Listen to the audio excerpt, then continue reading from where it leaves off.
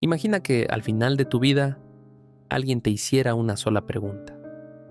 ¿Viviste la vida que realmente querías vivir? No cuánto dinero ganaste, no cuántos títulos obtuviste, no cuántas personas te admiraban, solo esa pregunta. ¿Podrías responderla con seguridad? Antes de comenzar, quiero invitarte a recorrer esta serie completa sobre Martin Heidegger. Cada episodio desarrolla una idea distinta de ser y tiempo, una de las obras más influyentes de la filosofía contemporánea. Nuestro objetivo no es decirte qué pensar, sino comprender cómo estas ideas cambiaron la forma en que muchos filósofos entendieron la existencia humana. Si disfrutas este tipo de documentales, suscríbete a Historias para Dormir MD. Y mientras ves este episodio, cuéntame en los comentarios, ¿desde qué país nos ves y qué hora es? Cuando escuchamos la palabra autenticidad, solemos pensar en alguien que simplemente es el mismo, en alguien espontáneo, que dice lo que piensa, que no sigue las reglas. Pero esa no era la idea de Martin Heidegger. De hecho, reducir su filosofía a frases como «sé tú mismo» sería perder casi todo lo que intentaba explicar. Para comprender qué significa vivir auténticamente, primero debemos entender algo incómodo. La mayor parte del tiempo vivimos inmersos en una rutina que rara vez cuestionamos. Nos despertamos, trabajamos, estudiamos, consumimos noticias, usamos redes sociales, planeamos el siguiente fin de semana y repetimos ese ciclo una y otra vez. Nada de eso es necesariamente un problema. Heidegger nunca afirmó que trabajar, estudiar o convivir con otras personas fuera una forma incorrecta de vivir. El problema aparece cuando dejamos de preguntarnos por qué hacemos lo que hacemos, cuando confundimos la costumbre con una decisión. En episodios anteriores hablamos de un concepto conocido como Das Man, que suele traducirse como el uno, la gente o el sé. Es esa forma impersonal de hablar que aparece cuando decimos «así se hacen las cosas», «todo el mundo piensa igual», «eso es lo normal». Según Heidegger, vivimos rodeados de expectativas que no inventamos nosotros. ¿Cómo debemos vestir? ¿Qué significa tener éxito? ¿Qué edad es la adecuada para formar una familia? ¿Qué profesión merece prestigio? ¿Qué opiniones son aceptadas? Muchas de esas ideas estaban presentes antes incluso de que naciéramos. Pensemos en un ejemplo cotidiano. Un joven termina la preparatoria. Le preguntan qué quiere estudiar. Él responde una carrera que le apasiona, pero inmediatamente escucha: no vas a ganar dinero, eso no tiene futuro, mejor estudia algo serio. Con el tiempo deja de preguntarse qué desea realmente. Empieza a preguntarse qué esperan los demás. Este ejemplo no demuestra que todas las decisiones sociales sean equivocadas. A veces un consejo puede ser prudente, otras veces puede abrir oportunidades. La cuestión es otra. ¿En qué momento dejamos de distinguir entre una decisión reflexionada y una decisión tomada simplemente porque parecía la única posible? Para Heidegger, la vida cotidiana tiene una enorme fuerza. No porque alguien nos obligue constantemente, sino porque las costumbres terminan pareciendo naturales. Lo habitual deja de llamar nuestra atención, y precisamente por eso dejamos de preguntarnos si todavía representa lo que queremos. Pero, de vez en cuando ocurre algo inesperado. Perdemos un empleo, muere una persona cercana, terminamos una relación, nos mudamos de ciudad, o simplemente despertamos una mañana con la sensación de que algo no encaja. No sabemos exactamente qué, solo sentimos que las respuestas de siempre ya no alcanzan.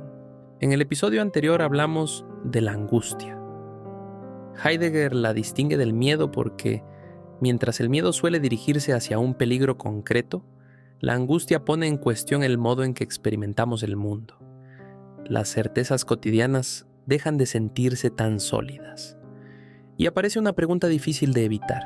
¿Estoy viviendo mi propia vida o simplemente estoy viviendo la vida que encontré preparada para mí? Heidegger no afirmaba que exista una respuesta sencilla. Tampoco pensaba que bastara con abandonar todas las normas sociales. Su propuesta era mucho más exigente.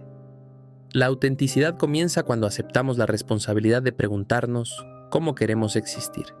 Aquí conviene detenernos. Muchas veces escuchamos frases como: sigue tu corazón, haz siempre lo que te haga feliz. Nunca escuches a los demás. Estas ideas pueden parecer cercanas a la autenticidad, pero Heidegger nunca las formuló de esa manera. Su filosofía es mucho menos cómoda. Para él, vivir auténticamente no significa ignorar a los demás. Tampoco significa rechazar la sociedad, ni vivir aislado, mucho menos actuar impulsivamente. La autenticidad no consiste en romper todas las reglas. Consiste en asumir que nuestra existencia es, en última instancia, una responsabilidad que nadie puede vivir por nosotros.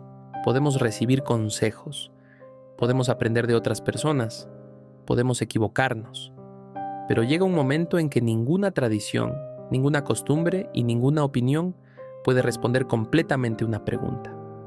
¿Qué voy a hacer con mi propia existencia? Esa pregunta, pensaba Heidegger, no tiene una respuesta universal. Cada persona debe afrontarla desde sus propias circunstancias, posibilidades y límites.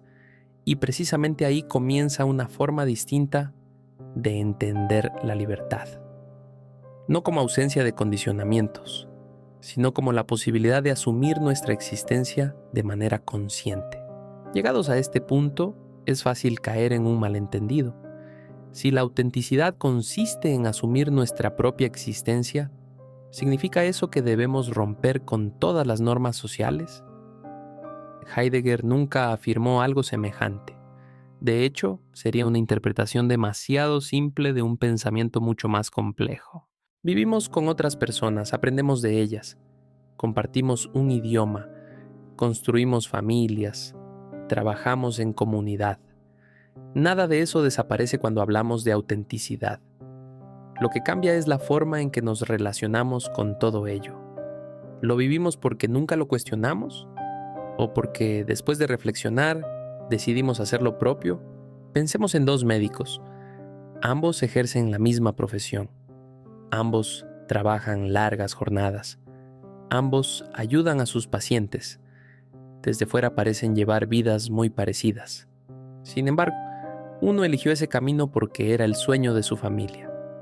El otro, después de años de reflexión, decidió que esa era la manera en la que quería dedicar su vida al cuidado de los demás. Las acciones pueden ser casi idénticas. La relación con ellas puede ser profundamente distinta. Por eso la autenticidad no puede observarse desde fuera.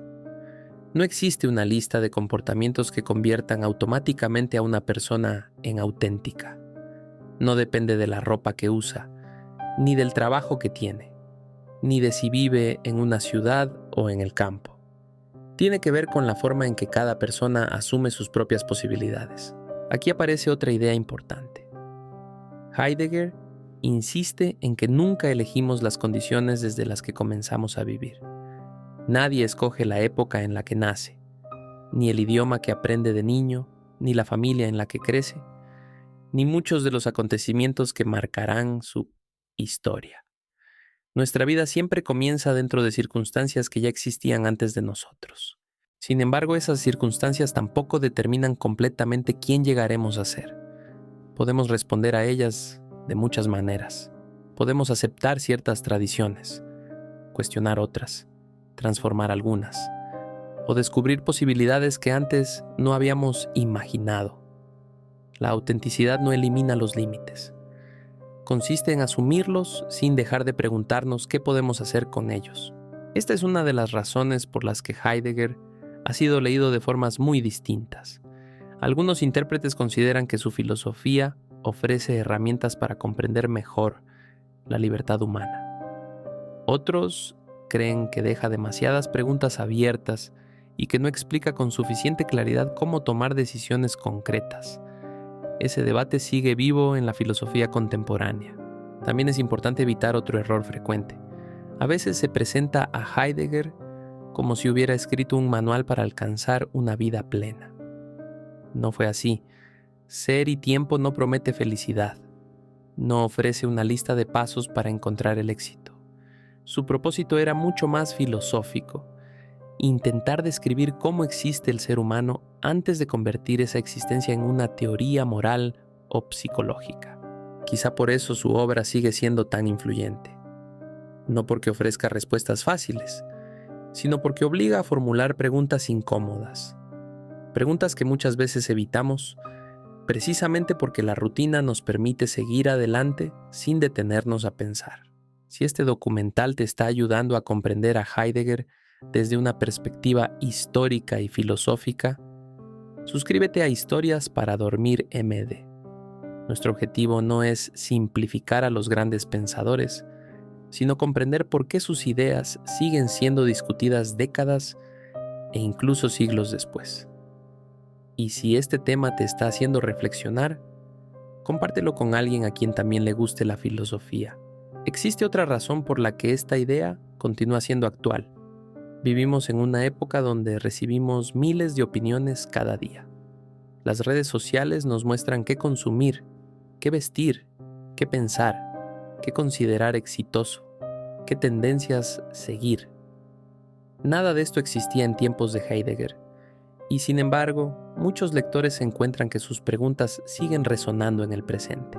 Eso no significa que Heidegger hubiera previsto Internet o las redes sociales. Sería incorrecto afirmarlo, pero algunos especialistas consideran que su análisis sobre la influencia de la vida cotidiana ofrece herramientas interesantes para reflexionar sobre fenómenos actuales. Es una interpretación contemporánea de su obra, no una predicción hecha por el propio Heidegger. Quizá esa sea una de las mayores fortalezas de los grandes filósofos.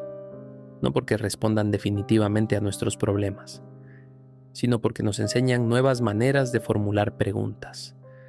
Preguntas que pueden seguir teniendo sentido incluso cuando el mundo cambia. Entonces, ¿qué significa vivir auténticamente? Según Heidegger, no significa vivir sin influencia de los demás. Tampoco significa actuar únicamente por impulso.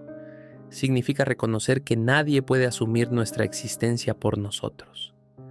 Cada persona tendrá que responder, tarde o temprano, por la forma en que decidió vivir.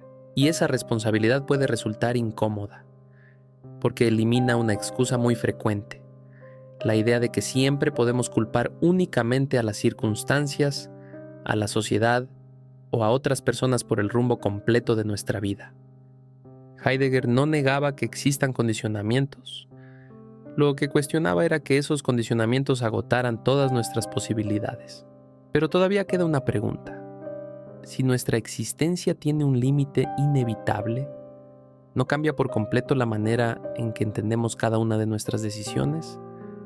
Para Heidegger, la respuesta era sí. Y esa idea nos conduce al siguiente gran tema de su filosofía. Porque existe una experiencia que, según él, atraviesa todas las demás. Una certeza que compartimos sin excepción. No importa nuestra cultura, nuestra profesión, nuestra edad o nuestras creencias. La certeza de que nuestra vida terminará algún día. Y comprender esa realidad transformará profundamente todo lo que hemos hablado hasta ahora. La autenticidad, en Heidegger, no es una recompensa, no es un estado permanente, no es una identidad que se alcanza para siempre. Es una posibilidad, una manera de relacionarnos con nuestra existencia, reconociendo que nuestra vida no puede vivirse en automático. Quizá por eso, casi un siglo después de la publicación de Ser y Tiempo, su obra sigue generando nuevas interpretaciones, debates y críticas. No porque haya resuelto el problema de la existencia, sino porque nos obligó a volver a formular una pregunta que muchos creían olvidada. ¿Estamos viviendo una vida verdaderamente nuestra? Si llegaste hasta aquí, gracias por acompañarnos en este recorrido por una de las ideas más influyentes de Martin Heidegger.